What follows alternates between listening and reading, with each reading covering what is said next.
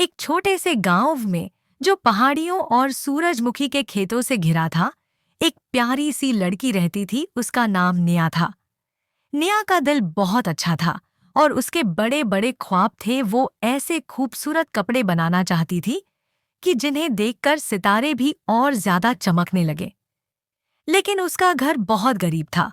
उसके पास बस एक टूटी हुई सुई थी और अलग अलग रंगों के पुराने धागों का डब्बा।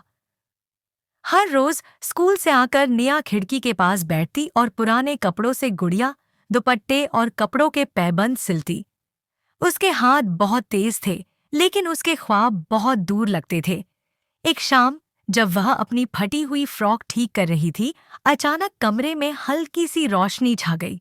उस रोशनी से एक चमकती हुई चांदी की सुई निकली, जो चांद की तरह चमक रही थी। मैं उम्मीद की सुई हूँ, उस सुई ने धीरे से कहा। मैं तुम्हारे ख्वाबों को हकीकत बना सकती हूँ, लेकिन जब तुम खुद पर यकीन करोगी। निया ने हैरानी से कहा, सच में? सुई हवा में घूमी और बोली, एक बार कोशिश तो करो।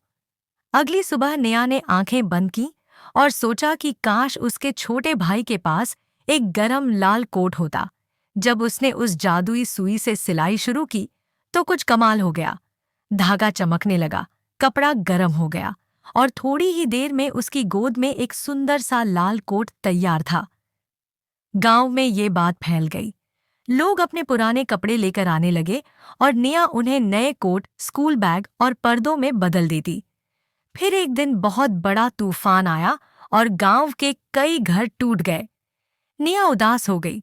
उसे समझ नहीं आ रहा था कि क्या उसकी जादुई सुई इतना बड़ा काम कर पाएगी। उसने डरते हुए सुई उठाई। अगर मुझसे ना हो पाया तो? उसने धीरे से कहा। लेकिन तभी उसे वो बात याद आई जो सुई ने कही थी, जब तुम यकीन करोगी तभी जादू होगा।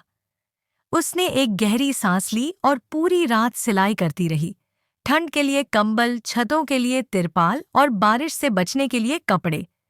हर टांके में उसका यकीन और मजबूत होता गया। सुबह तक पूरा गांव बदल गया, न सिर्फ इसलिए कि सबके पास नई चीजें थीं, बल्कि इसलिए कि उन कपड़ों में प्यार और उम्मीद की सिलाई थी। कई साल बाद निया ने एक छोटी सी दुकान खोली, नाम रखा उम्मीद की सिलाई। लेकिन उसने उस जादुई सुई को कांच के एक डिब्बे में संभाल कर रखा, क्योंकि अब उसे उस जादू की जरूरत नहीं थी। अब उसे असली जादू अपने अंदर मिल गया था, उसका यकीन और मेहनत।